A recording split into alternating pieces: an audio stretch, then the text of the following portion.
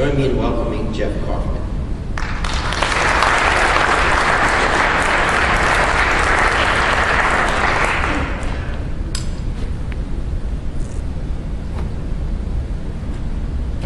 Thank you, David. Good morning.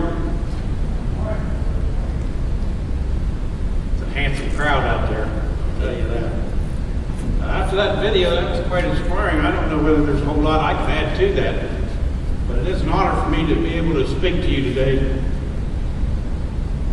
As we all know, Veterans Day, formerly is Armistice Day, and is observed in the United States of America to honor everyone living and dead who has served or is presently serving in our armed forces.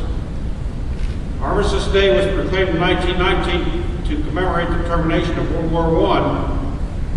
President Woodrow Wilson issued a proclamation referring to November 11th as Armistice Day on the first anniversary of the truce.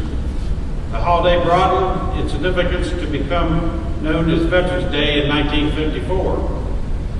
There is no disgrace in being a veteran. There is duty, service, patriotism, loyalty, honor, and pride in being a veteran. I am not a hero, but I am thankful and proud to have served among them. Veterans Day observances traditionally honor all who have served in the U.S. military. Memorial Day is designated as a day of remembrance for those in our military who have died while defending this great nation during time of war.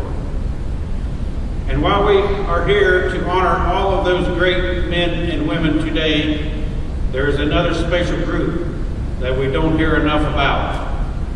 These are the veterans who have died for this country long after they stopped wearing their military uniforms. While their service obligations may have expired, their love of country have endured.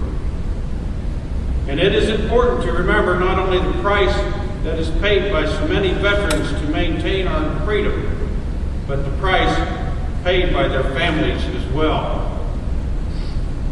A country is only as good as the people in it.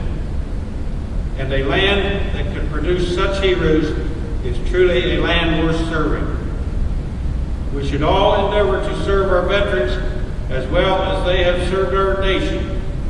We should remember the motto of the National Commander of the American Legion, Jim Couch, that every day is Veterans Day. We must honor all of their families, and not just with blue and gold star banners, but with compassionate hearts.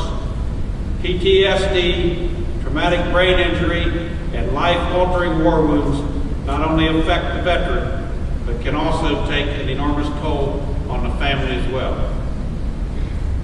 Sometimes all that is needed is a simple thank you, directed at the veteran or the family member for his or her sacrifice.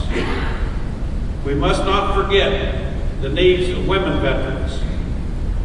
There are more than 1.2 million women in America today that have worn the uniform.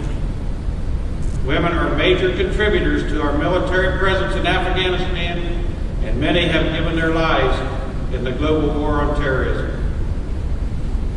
It is tragic that the men and women who allow us to be safe in our homes are often without homes themselves when they shed their uniforms.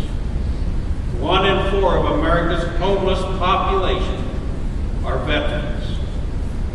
9 out of 10 were honorably discharged, and nearly half served during the Vietnam War.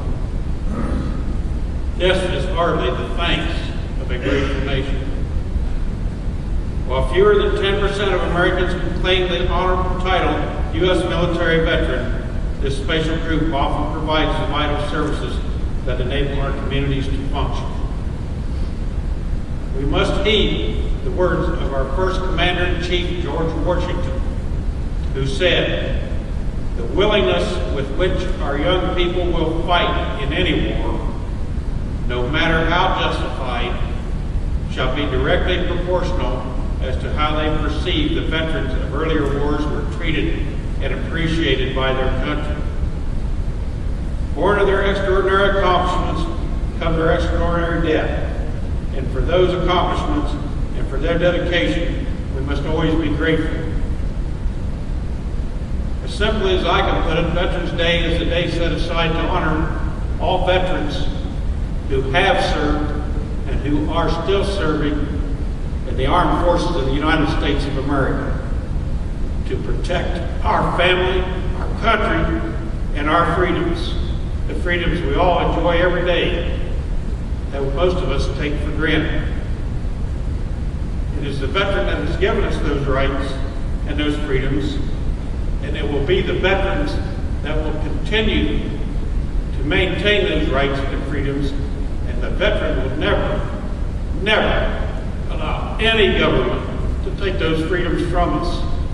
Thank you all for being here today. God bless our veterans, and God bless the United States of America.